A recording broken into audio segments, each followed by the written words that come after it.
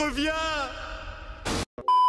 Je suis né sur l'île d'Hokkaido au nord du Japon. Cette région était à l'origine peuplée par une population indigène nommée Ainu, qui a été chassée par les explorateurs japonais. Je m'inspire juste de la réalité et la retranscris dans mes histoires, en y ajoutant mes idées et ma sensibilité. Juger l'être humain par son apparence, par ses convictions, par peu importe, ça, Arakawa, elle l'accepte pas du tout. Et plus que de ne pas l'accepter, elle veut le combattre. Pour le combattre, elle va choisir un outil plutôt aimé des Japonais, le manga. Mais pour ce faire, elle va devoir mentir.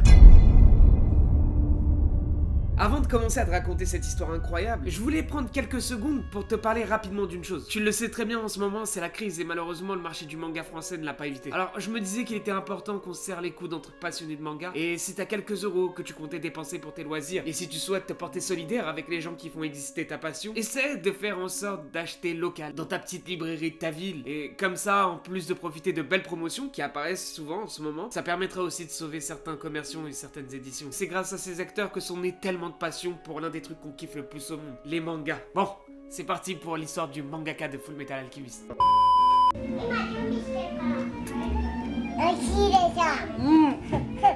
La jeune Hiromi va grandir dans le sud de l'île d'Hokkaido. Elle va plutôt vivre des jours heureux avec une famille hyper unie qui va lui donner le smile jour après jour après jour. C'est super cool la vie là-bas. Et elle va nager dans ce bonheur jusqu'au lycée. Et une fois le bac en poche, et bah figure-toi qu'elle va directement travailler dans la ferme familiale. Ouais, parce que c'est une famille de fermiers. Et elle a l'habitude de ça, donc ça la dérange pas vraiment. Même au contraire, elle kiffe ça. J'adore la façon dont comment vous allez prendre soin des bêtes va impacter sur le résultat de votre travail. Plus tu vas aimer tes animaux, plus ils vont te le rendre. C'est un peu le principe d'équivalence. L'énergie que tu déploies va te permettre d'avoir un résultat. On peut dire que quelque part, cette équivalence a rythmé ma vie. Et je peux te dire qu'Hiromi, elle va pas s'arrêter là. Entre le moment où elle va traire les vaches, elle va avoir aussi des leçons de peinture. Parce que oui, l'art et plus particulièrement les mangas sont aussi quelque chose qui lui plaît. Mais Hiromi ne le cachera pas à sa mère. Au contraire, elle va lui dire que son attrait et son amour pour les mangas grandit jour après jour après jour. Et que très certainement, elle allait là répondre à l'appel de ce doux rêve, devenir une grande mangaka. Arakawa va s'investir à fond dans ce projet de devenir mangaka. Et son premier move, ça va être de déménager dans la ville de Tokyo. Je te laisse imaginer le dépaysement total. Passer de la vie à la campagne à la ville de Tokyo, il y a un gap de fou. Mais elle va le faire. Et donc du coup, sa première opportunité, ça va être d'assister Hiroyuki Eto sur le manga Mahojin Guru Guru. Elle va ensuite enchaîner sur une très longue collaboration avec Enix Monthly Shonen Gangan Magazine. Et enfin, parce qu'elle fait beaucoup de choses, elle va publier son premier manga, Stray Dog. Et donc quand on lui a proposé de faire ce one-shot, elle a commencé à se documenter sur différentes histoires possibles. Et il y a quelque chose qui lui a attiré son attention, et même plus loin,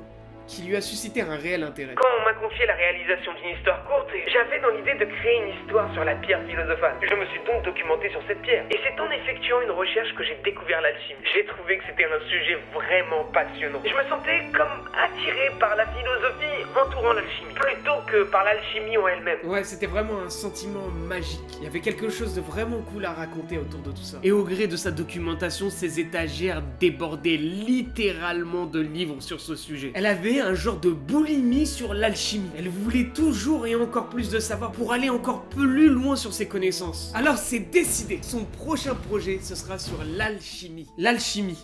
Le thème, il était là. Il manquait plus que l'angle qu'elle allait choisir pour traiter ce sujet. Est-ce qu'elle allait choisir de parler de ça sous forme de shonen, de seinen, de shoujo? Il est courant d'entendre des adultes dire « c'est la vie, c'est pas facile, on n'y peut rien » sur un ton résigné. Par contre, quand on est jeune, on a tendance à extérioriser ses émotions un peu trop facilement. L'amour, la tristesse, la colère, etc. On retrouve ça dans tous les shonen. Et même si on peut penser que ce sont des effets de style, les personnages ne prennent pas de détour pour exprimer leurs idées et parlent avec leur cœur. J'adore les shonen. Alors y a pas photo, le shonen c'est le support idéal pour elle. Il faut qu'elle utilise ça. Sauf que les choses ne vont pas être aussi simples. Ouais, parce que le monde du manga est un milieu très misogyne et donc très hostile pour la carrière d'une femme, et encore plus dans le milieu du shonen. Un genre qui, dans l'esprit, selon eux, est plutôt réservé aux garçons. Ça me fait chier parce que c'est injuste. Parce que la fille, elle a du génie, elle a du savoir-faire, elle a une belle histoire à raconter, un coup de crayon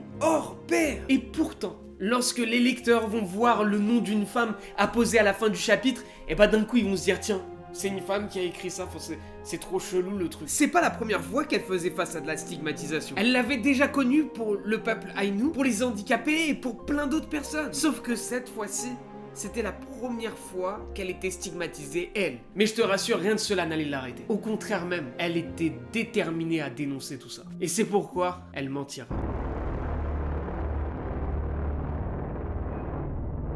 Afin de contourner ce problème, Hiromi Arakawa va se transformer en Hiromu Arakawa. Tout ça pour faire croire au lecteur qu'il s'agit d'un homme aux manettes de ce manga. Et ainsi, quand ils liront Full Metal Alchemist, ils ne laisseront pas leur esprit être influencé par le sexe du mangaka. Ils vont juger l'œuvre en tant que telle, sans influence négative complètement stupide. Ce mensonge lui permettra donc de se construire une tribune, celle du shonen, du haut duquel elle va faire passer un message pour faire évoluer certaines mentalités. En fait, ce qu'elle dessine et les conflits que tu peux voir dans Full Metal Alchemist, c'est des choses que tu peux voir au quotidien dans notre société. Ça n'a rien de fantaisiste. Le peuple Ainu, c'est un peuple de sauvages. Une mangaka femme, ça n'a rien à foutre de ici. Non, va dessiner des shoujo ou va faire autre chose. Et tout ça, elle va le raconter à travers une histoire remplie d'allégories et de métaphores. Et justement, elle avait une petite idée sur l'image qu'elle allait utiliser pour transmettre son message.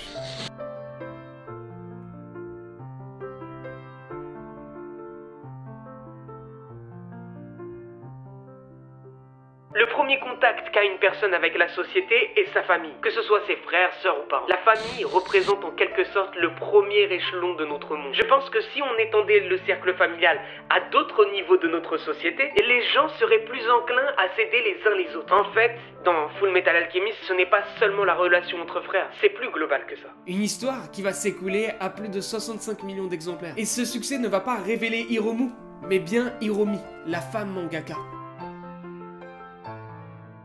Bon, si t'as aimé cette vidéo, n'hésite pas à t'abonner. Logique, tu vois, t'as kiffé ma vidéo. Donc tu t'abonnes, comme ça tu vas voir d'autres vidéos kiffantes. Et d'ailleurs, en parlant de ça, tu peux déjà faire un tour sur mes vidéos qui existent déjà. J'en ai fait plein des comme ça. Bon bref, petite question, et il va falloir que tu me répondes avec une grande sincérité. Est-ce que tu sens que Full Metal Alchemist a été écrit par une femme? Dis-moi la vérité, dis-moi honnêtement. Et si oui, pourquoi tu as ressenti que c'est une femme qui l'a écrit? Et qu'est-ce que ça a apporté? Alors avant de te dire au revoir, dernière petite chose, c'est que évidemment, t'as bien capté que j'ai pas parlé de Silver Spoon, qui est une œuvre incroyable également. T'inquiète, je l'ai pas oublié, c'est fait exprès parce que je vais faire une autre vidéo sur ce sujet et sur ce manga. Donc, si t'es fan de ce manga, ça te donne une autre raison de t'abonner à ma chaîne. Bon, c'est tout ce que j'ai à te dire, ma foi, écoute.